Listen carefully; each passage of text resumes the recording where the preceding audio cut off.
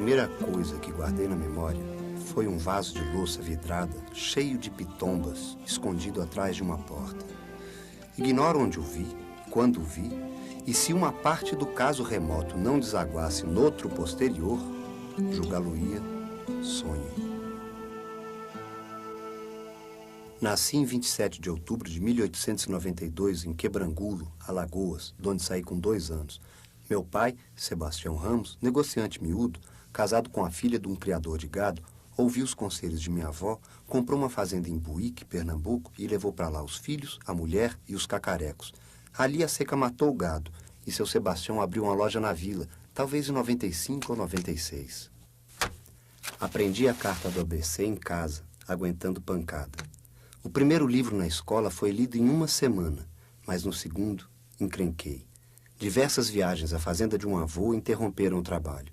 Meu avô dormia numa cama de couro cru, e em redor da trempe de pedras, na cozinha, a preta Vitória mexia-se, preparando a comida acocorada. 2 currais, o chiqueiro das cabras, meninos e cachorros numerosos soltos no pátio, cobras em quantidade. Nesse meio, na vila, passei os meus primeiros anos. Depois, seu Sebastião aprumou-se e em 99 foi viver em Viçosa, Alagoas, onde tinha parentes. Aí entrei no 3º livro e percorri várias escolas, sem proveito. Como levava uma vida bastante chata, habituei-me a ler romances. Os indivíduos que me conduziram a esse vício foram o tabelião Jerônimo Barreto e o agente do correio, Mário Venâncio. Aí, desembestei para a literatura. Aos 10 anos, Jerônimo Barreto apresentou a índios, reis, aventureiros e sedutoras donzelas. Em poucos meses, havia devorado livros de José de Alencar, Joaquim Manuel de Macedo e Júlio Verne. A convite de Mário Venâncio, passou a colaborar no jornal Odilúculo. E essa amizade facilitou a compra de livros por via postal. Encomendava obras de Aloysio Azevedo, Vitor Hugo e Cervantes, entre outros. Terminado o curso primário, foi estudar em Maceió. Disciplinado, estudava com dedicação o português, o latim, o inglês, o francês e o italiano. Ousou enfrentar Balzac e Zola, já de olho em Dostoiévski e Tolstói.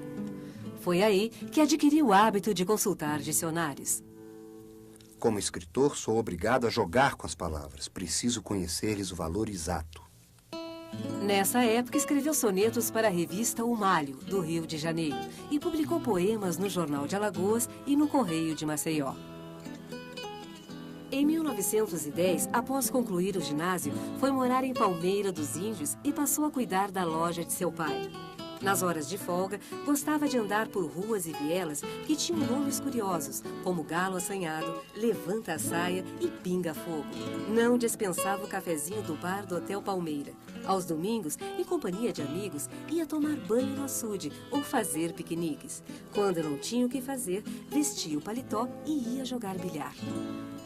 Durante 8 meses, prestou serviço militar no Tiro de Guerra 384 de Palmeira, onde cumpria rigorosamente as ordens e esforçava-se nos treinamentos. Após o serviço militar, voltou a se dividir entre a loja seus versos e leituras. À noite, dava aulas de português.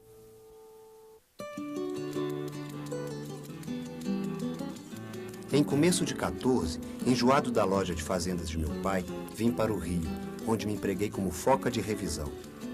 Nunca passei disso.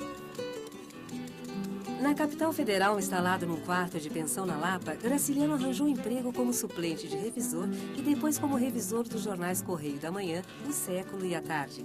Lia nessa época Flaubert e Eça de Queiroz.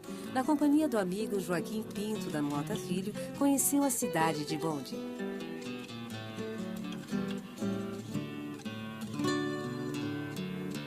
Em fim de 1915, embrenhei-me de novo em Palmeira dos Índios. Fiz-me negociante, casei-me, ganhei algum dinheiro que depois perdi.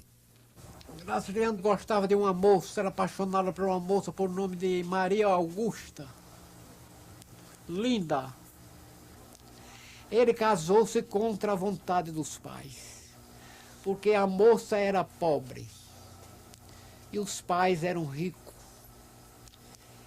E os velhos, Coronel Sebastião Ramos, não rompeu com o filho. E nem rompeu quando a moça tornou-se oficialmente a sua nora. Ele contou, ficou um amigo da moça, porque era um anjo. Naturalmente, ela com seus predicados bons, nobres, conquistou também a simpatia do sogro. A dedicação à loja sincera, à mulher e aos filhos afastou temporariamente Graciliano da literatura. Mesmo assim, relia Luísio Azevedo, Olavo Bilac e Manuel Antônio de Almeida, enquanto descobria Machado de Assis, Euclides da Cunha e Graça Aranha. O Graciliano Ramos era um homem social. Ele podia estar ocupado atendendo freguês. Se eu chegasse com um livro para fazer uma consulta a ele era capaz de pedir licença ao freguês, que ele era um excelente barcão, porque ele era muito delicado, muito atencioso. Pedia licença ao freguês e dizia: o que é que você quer? Se fosse um jovem, o fulano. Ele dizia: o Graciliano, o que significa essa palavra tal? Compreendeu? Ele aí explicava o significado da palavra e a origem. Aquilo era uma palavra afrancesada, uma palavra Lourdes, né? L-O-U-R ou Lu, né? Vem do francês, né? Ele explicava o significado daquela palavra. Aí, quando a pessoa ia se retirando, disse: olha, se você tiver qualquer um problemazinho assim, dessa natureza, expliquei para ele era modesto, né? Esse problemazinho assim fácil, eu sei decidir. Ele ficava rindo, etc., e ia atender o freguês. Em 1920, após um parto complicado, morre aos 24 anos Dona Maria Augusta. Os 4 filhos, Márcio, Júnior, Múcio e a recém-nascida Maria Augusta, são levados para a casa dos avós paternos. Graciliano cai em profunda depressão. Com o passar do tempo, foi se reequilibrando emocionalmente. Voltou a lecionar e, em 1921, o vigário da paróquia, padre Francisco Xavier de Macedo, o convidou para colaborar no jornal O Índio. Apesar de ateu, confesso, ele e o padre se entendiam muito bem. Voltou a escrever e a literatura o salvou. Entre 1924 e 25, escreveu 3 contos que seriam os embriões de seus 3 primeiros romances: Caetés, São Bernardo e Angústia. Mais sociável, Graciliano filiou-se ao Clube dos 13. Criou-se aqui em Palmeira dos Índios, isso nos idos na década de 20, um clube que se reunia aos domingos. Era o 13. Ele fazia parte deste clube. Cada membro desse clube oferecia um almoço irrigado a vinho português, que nesta época o Brasil não fabricava vinho de mesa. Era vinho importado. Ele, Graciliano Ramos, fazia parte desse clube. Em 1926, nomeado presidente da Junta Escolar de Palmeira dos Índios, impressionou pela honradez e empenho com que exerceu a função. Um ano depois, foi escolhido pelos chefes políticos para concorrer à prefeitura municipal. Nessa época, conheceu Heloísa de Medeiros. Para ele, foi amor à primeira vista. Heloísa, amo-te com ternura, com saudade, indignação e ódio. Confesso-te honestamente o que sou. Se te não agradam sentimentos tão excessivos, mata-me, mas não me mates logo. Mata-me devagar, deitando veneno no que me escreveres. Provavelmente sabes fazê-lo.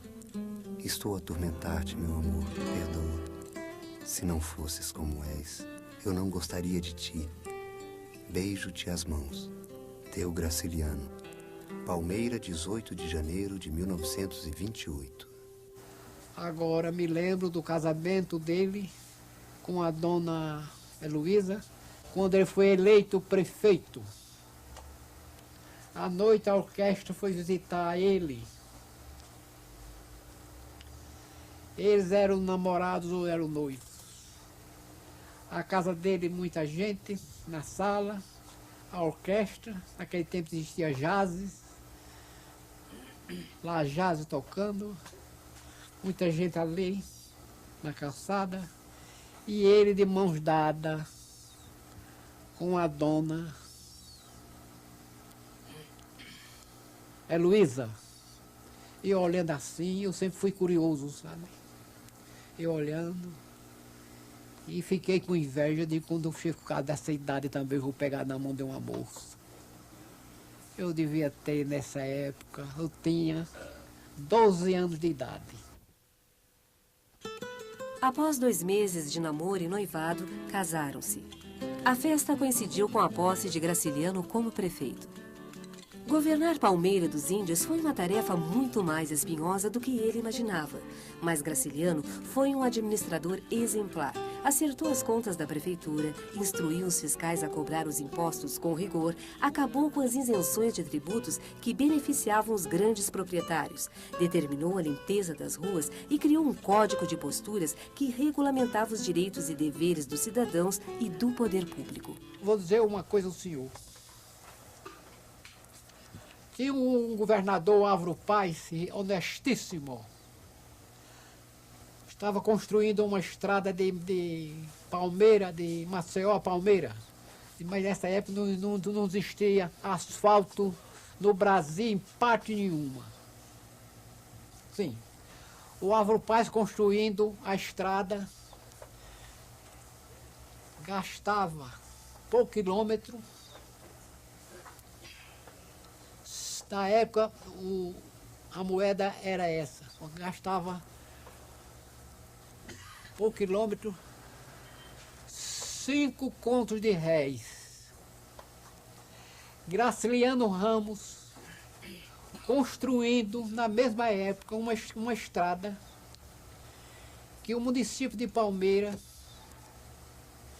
terminava, se avizinhava com Santana do Ipanema, atravessava hoje o município de Cacibinhas, que pertencia a Palmeira. Graciliano Ramos gastava em cada quilômetro, fazendo a estrada do mesmo molde,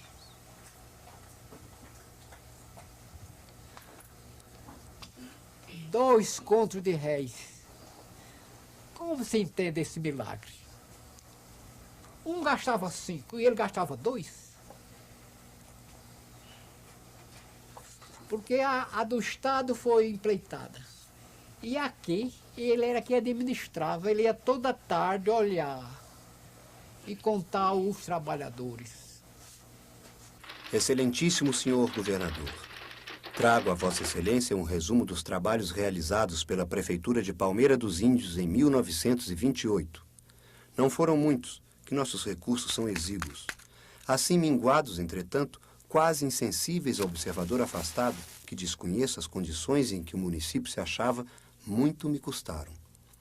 Convém que o dinheiro do povo poderia ser mais útil se estivesse nas mãos ou nos bolsos de outro menos incompetente do que eu. Em todo caso, transformando-o em pedra, cal, cimento, etc., sempre procedo melhor que se o distribuísse com os meus parentes que necessitam. Coitados. O estilo inusitado dos relatórios de Graciliano, escritos com vivacidade, ironia e apuro, chamou a atenção e tais documentos foram publicados em jornais de Maceió, Recife e Rio de Janeiro.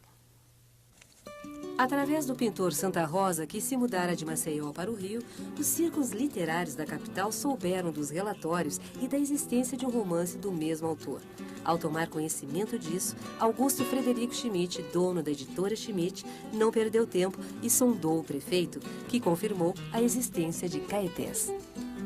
Schmidt imaginou que eu tinha algum romance inédito e quis lançá-lo. Realmente o romance existia, um desastre.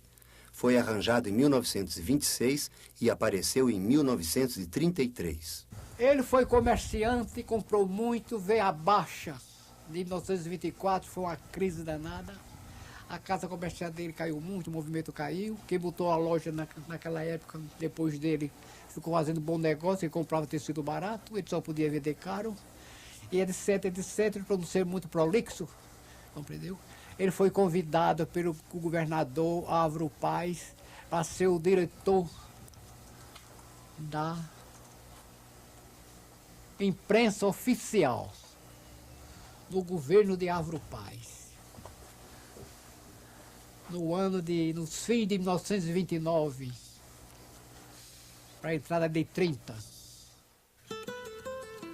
Em Maceió, ocupou-se com a reorganização administrativa da imprensa oficial e a finalização de Caetés. Tornou-se amigo de Aurélio Buarque de Holanda, Raquel de Queiroz, José Alto, José Lins do Rego, Jorge de Lima, Aloísio Branco e Valdemar Cavalcante. O grupo se reunia no bar do Cupertino Café Central, onde discutiam política e literatura. 20 anos mais velho que a maioria dos rapazes, Graciliano foi apelidado de o Velho Graça. Era respeitado como mestre. Terminado o Caetés, Graciliano não tolerava mais a burocracia e o autoritarismo dos interventores de Getúlio Vargas. Pediu demissão e, sem emprego à vista, retornou a Palmeira, onde tencionava escrever São Bernardo e voltar a dar aulas. Heloísa permaneceu em Maceió com os filhos Ricardo e Luísa. Quando volta para o Estado como interventor, o capitão Afonso de Carvalho, que era um intelectual brilhante, um grande orador, um grande tribuno, compreendeu? O nomeou diretor, que hoje é secretário da Educação, Afonso de Carvalho. E depois ele rompeu com Afonso de Carvalho. Aí veio o Osman, e o Osman o nomeou para o mesmo cargo que ele tinha pedido demissão. Ele aí não foi demitido pelo Afonso, ele pediu demissão. Em poucos meses, Graciliano revolucionou o ensino no Estado, triplicou o número de vagas e material escolar, criou a merenda e a compra de uniformes para os alunos pobres. A aversão de Graciliano ao clientelismo, aos favorecimentos e ao tráfico de influências provocou descontentamentos e o fez perder a sustentação política. Para contrabalançar as dificuldades nos 2 anos em que dirigiu a instrução pública, foram editados seus 2 primeiros livros. Em 1933, Caetés, e em 1934, São Bernardo, eleito pela crítica como a grande revelação literária do ciclo regionalista da década de 30. Em janeiro de 1933, nomearam-me diretor da Instrução Pública de Alagoas, disparate administrativo que nenhuma revolução poderia justificar. Em março de 36, no dia em que me afastaram desse cargo, entreguei à datilógrafa as últimas páginas do Angústia, que saiu em agosto do mesmo ano. Após a fracassada rebelião comunista de dezembro de 1935 no Rio Grande do Norte, foi decretado o estado de sítio e ficaram suspensas as garantias constitucionais. Com o apoio do Exército, Getúlio Vargas desencadeou em todo o país uma operação arrastão para desarticular qualquer tipo de oposição a seu governo. Mesmo sem ter qualquer tipo de ligação com o Partido Comunista, Graciliano fora ameaçado diversas vezes por telefonemas anônimos. E uma parenta ligada aos integralistas, grupo de inspiração fascista, o avisou de que sua cabeça estava a prêmio por sua amizade com os comunistas do Café Central. Avisado de que seria preso, Graciliano esperou o exército ir buscá-lo em casa. Ótimo. Num instante decidi-me. Não me arredaria. Esperaria tranquilo que me viessem buscar. Além disso, eu estava curioso de saber a arguição que armariam contra mim. De Maceió, foi levado para o Recife, onde embarcou no vapor Manaus rumo ao Rio de Janeiro. O navio aportou na capital em 14 de março de 1936.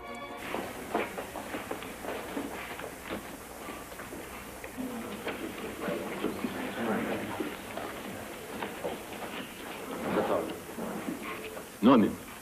Graciliano Ramos. Profissão? Funcionário público. Prefeito do Rio Grande do Norte. Qual o cargo que o senhor exercia lá fora? Diretor da Instrução Pública do Estado de Alagoas. O que significa isso? Significa que o senhor vai para uma prisão diferente. Tá certo. No Rio, depois de passar por uma triagem na casa de detenção, foi levado para o pavilhão dos primários, na ala reservada aos presos políticos. Graciliano sentia-se como um corpo estranho entre os radicais que comandavam um coletivo de presos, mas acabou fazendo amigos nas conversas literárias, nos grupos de estudos e jogos de cartas. Após 20 dias, foi transferido para a colônia correcional de Dois Rios, o tenebroso presídio da Ilha Grande. Vocês não vieram aqui para se corrigir! Estão me ouvindo? Vocês não vieram aqui para se corrigir! Vocês estão aqui para morrer! Estão me ouvindo? Vocês estão aqui para morrer!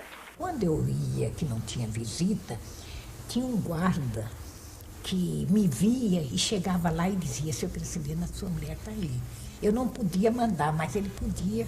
O guarda trazia, eu dava um dinheirinho ao guarda. Aí eu perguntei assim: aí, esse livro aí o que é? São livros de presos. Eu disse: eu queria que o senhor visse fulano de tal. Ele com aquela coisa assim: aqui não tem ninguém com este nome. Aí eu me ri. Eu disse: não é possível, eu tive 3 dias aqui com ele. Entendeu? Ele aí disse assim: não, mas não tem. Eu disse: o senhor me dá licença que eu estou acostumada, o senhor me dá para eu ver? Ele aí me deu, bem contra. Aí eu procuro, não tem. Aí eu vi uma pessoa sair que estava ia para o Tribunal de Segurança para depor, e tinha apanhado muito, que ele não queria ir. Quando ele me vê, ele grita: dona Luísa, Graciliano foi para a colônia. Aí começou a levar tabefe, o dente dele pulou, entendeu? E a polícia, e botaram ele no caminhão, no camburão, né? De preso. Aí ele gritou: vou matar o Graciliano, dona Luísa. Ele não vai voltar vivo. Na Ilha Grande, sob um regime de terror, Graciliano abateu-se fisicamente, a ponto de um médico lhe dar 65 anos quando tinha apenas 43. 8 dias depois, foi transferido de volta para o pavilhão dos primários. Sem processo ou culpa formada e sem ter sido interrogado uma única vez, cumpriu 10 meses e 10 dias de cadeia. Pura retaliação política. Foi libertado em janeiro de 1937, envelhecido e exausto. Ao sair da prisão, Graciliano resolveu ficar definitivamente no Rio.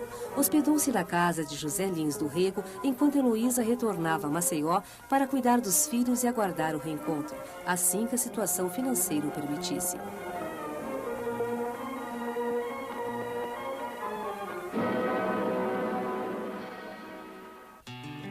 José Lins o introduziu nos redutos da intelectualidade carioca, como as livrarias José Olímpio e Garnier, os cafés Vermelhinho e Amarelinho e a Taberna da Glória. Em fevereiro de 1937, mudou-se para uma pensão no Catete com a ajuda de Rubem Braga.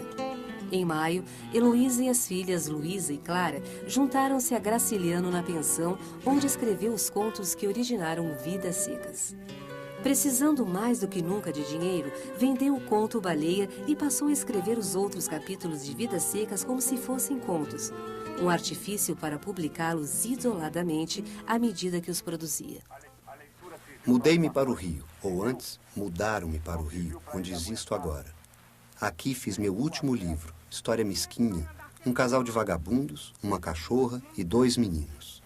Um dia temos que virar gente. Podemos continuar vivendo que nem bicho, escondido no mato? Podemos?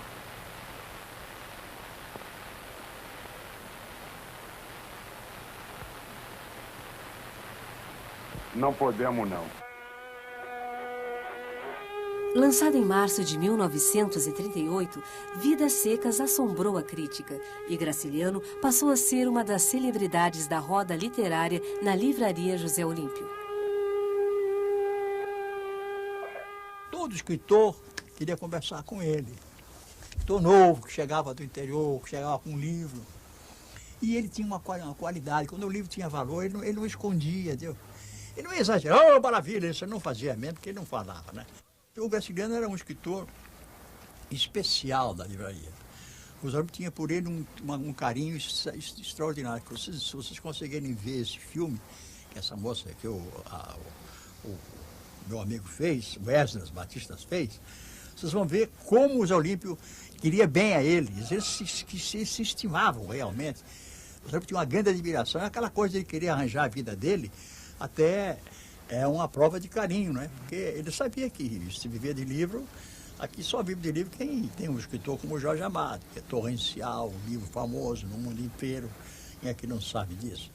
Apesar da fama, a impossibilidade de sobreviver apenas da literatura era cada vez mais evidente para Graciliano. Em agosto de 1939, por influência de Carlos Drummond de Andrade, foi nomeado inspetor de ensino do Distrito Federal, ainda no governo Vargas. Aceitou o cargo por absoluta necessidade.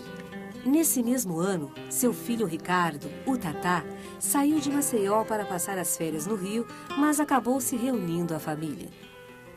A verdade é que a figura do pai desapareceu há 30 anos e a figura do escritor continua e presente. O que eu aprendi de Graciliano foi o respeito aos valores formais de linguagem e de construção literárias.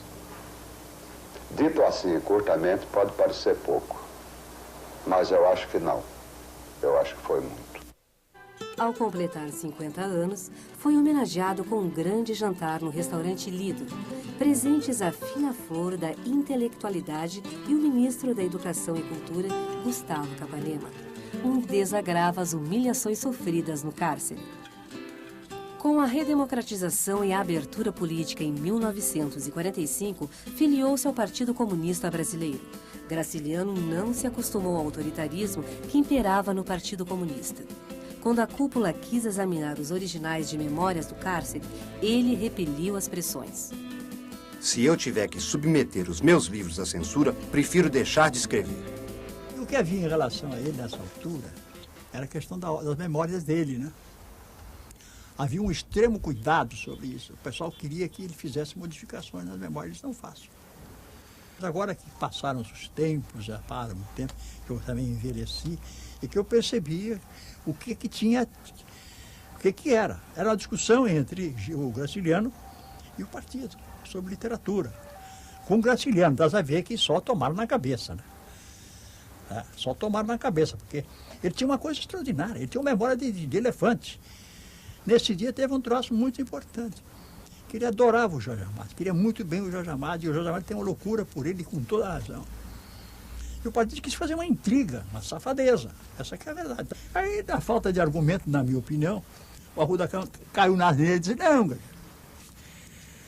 nós estamos discutindo com você, porque realmente o nosso problema, a sua preocupação é com o camarada Jorge Amado.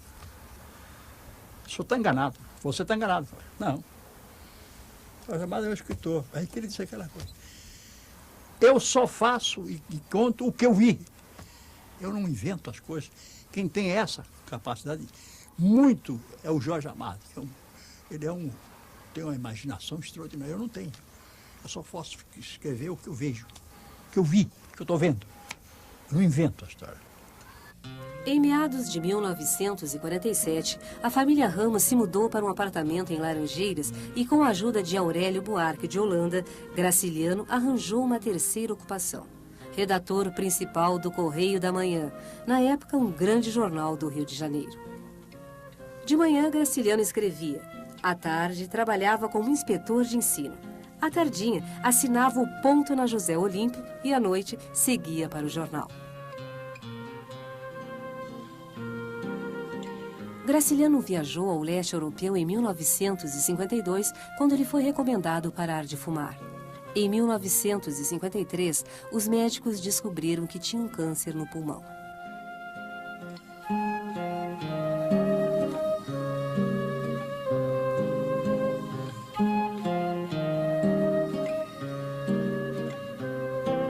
Após Vidas Secas, publicou Infância, um livro de memórias, e em seguida, Insônia de Contos. Graciliano não pôde ver editados Memórias do Cárcere e Viagem, que relatava sua experiência no leste europeu. Graciliano Ramos morreu em 20 de março de 1953. Estas imagens exclusivas, feitas por Esdras Batista, mostram o escritor na última moradia, o apartamento 202 da Rua Desembargador Alfredo Russell, número 62, no Leblon.